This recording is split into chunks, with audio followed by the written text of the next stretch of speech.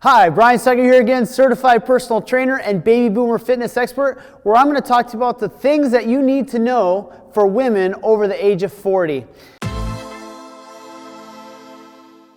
When I meet with people on a day-to-day basis here at Boomer Fitness, I inevitably see some things that will help you get off to a fast start and have success for being a female over the age of 40. So a lot of times when I'm sitting down, I get asked a number of different questions. And the number one thing that I can see you doing that's going to help you have a lot of success to get off to a fast start with your exercise plan is starting where you are. Now, the challenge I see with most women, when they're starting an exercise plan over the age of 40, they've had their career demands, they had their family demands, they've had all kinds of obligations. So you're a good person, they're a good person, and just what happened is life has taken over, and what we focus on expands. And what I mean by that is if you're focused on your career, that's going to expand and take up all your time. And if you're focused on your family, that's going to expand and take all your time. And usually the first thing that goes is your exercise. So that gets pushed out. So a lot of times, people are starting out. They're starting out in a place where, okay, I've done all these things. I've put exercise on the back burner. I'm going to pick up where I left off. And that's the biggest mistake that you can do, because what ends up happening is that you, in your mind, have a vision of what you're capable of, but your body has not been put in the conditioning and been putting in the work for that period of time. And what ends up happening is you jump right back in your routine. You're trying weights that you normally did. You're trying to run the way you normally did. You're trying to do exercise plans that you normally did. And what ends up happening are a couple things. One, you push it so hard that you wake up the next day, you have a hard time walking down the stairs, you feel like you've been hit by a truck, and then you can't build up that consistency to keep everything moving. The other thing that ends up happening too is that you end up injuring yourself. You end up getting a strain, a tear, a pull, and then now you have a setback and you can't make your exercise plan work for you anymore because you're not able to consistently get that effort in. The second thing that I would say you need to focus on is you need to prioritize the most important exercise, with time being the most important factor to getting back in shape, because you do have those other demands, your career, your family, other obligations, is that you need to start prioritizing the exercises that are going to give you the most bang for your buck. So I like total body exercise plans because it allows you to get a large volume of work in a short period of time.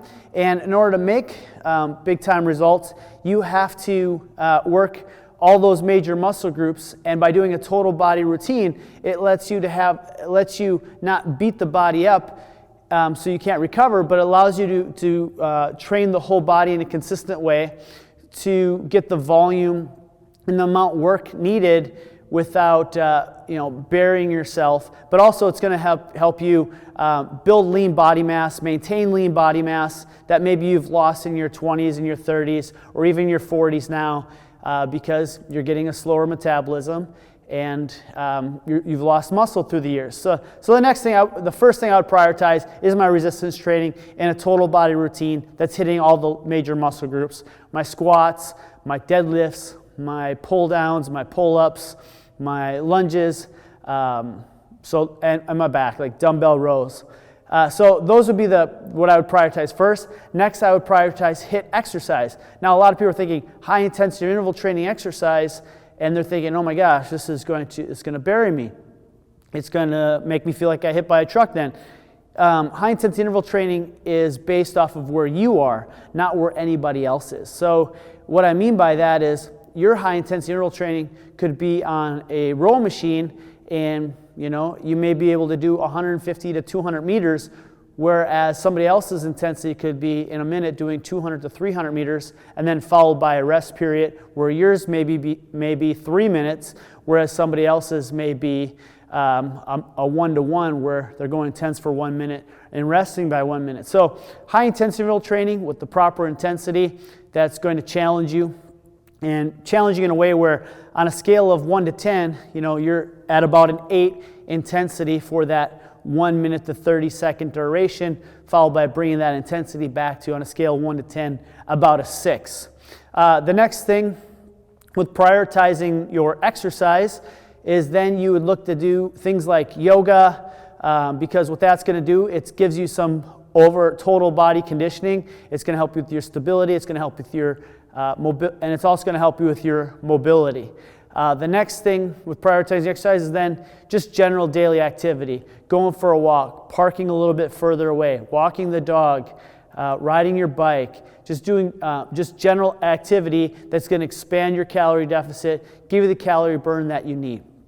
All right, now that you figured out, okay, I'm starting where I am, so that I'm not injuring myself or overwhelming myself, and that now that you're also you're prioritizing what's right for you in exercise, then you need to start tracking your progress. A lot of times, this is one of the biggest mistakes I see is so many people, they start, and then I have to give the friendly reminder of how much progress you made. But I want you to get this note so you're not making the same mistake these other people are, so you can make some fast progress. I'll give you a perfect example. I created this really awesome Boomer Fitness website, and this isn't a promotion for you to go there, but it's mostly for people in my community to be able to see what we're about and come down to the gym, get some training with us, or do some small group training. But we did a video shot of just people working out, and there was 2 people in that video where I was like, holy cow. It was like 13 months ago we built this website, and I was like, holy cow, like, look at how much they've changed. And then I said to them, I said, hey, have you seen how much you've changed? Like, I haven't really changed that much. I said, come with me. And then I was like, hey, you guys see the website? Like, there's a website? I was like, yeah, there's a website, and you're in it. And they're like, I'm in it? Yeah, like, we told you about you being in this video. But anyway, we sat down in the office. I showed them the video, and they're like, oh my gosh, I had a double chin. I had this huge belly. Man, I can't believe how fat my arms were. And that's their words. But now I said, hey, now look at the pictures you've been posting on your Facebook page and Instagram of where you are. Look how much different you look. And what that does is it reinforces the progress you're making. So many times people don't track the progress, and they think, oh, workout's a little action. They think changing their meal plan is a little action. But to me, a workout is a huge action because you did something that is a high priority and high importance to your life that's going to give you the highest result. So track your progress, because when you add all together each day those big actions, you're going to see a monumental result. So how I would track is I would take a before picture, and then I would take a picture some people do it every week, some people do it every month, and then at the end of those 12 weeks, you're going to see some major progress. Other thing is do some circumference measurements, do a body fat measurement. You can do it with an Omron tester. If you have somebody, they can do a pinch test for you. And then the other thing is get yourself a notepad or an electronic app from somewhere. And what you can do with that is you can log your workouts. So that way you can say, oh, when I started, I was doing goblet squats with 40 pounds, and now I'm doing goblet squats with 60 pounds for the same rep range. And then you're able to start seeing all this progress that you've made over that period of time physically, but also you're able to see strength-wise how your body's changed too. And a lot of times when people aren't tracking their progress, they're like those clients that I have of mine that have been doing something for 13 months, 15 months, and they're not tracking their progress, and all of a sudden they look back and say, holy cow, I made this great monumental thing. And the reason why is it's going to let you reinforce like those daily actions are leading to monumental results. So these are the 3 things that I think you should do for a women over 40 that's going to help you get off to a fast start. So just start where you are, prioritize your exercise, and track your progress. I hope you guys enjoyed this video, and I'll see you in the next one.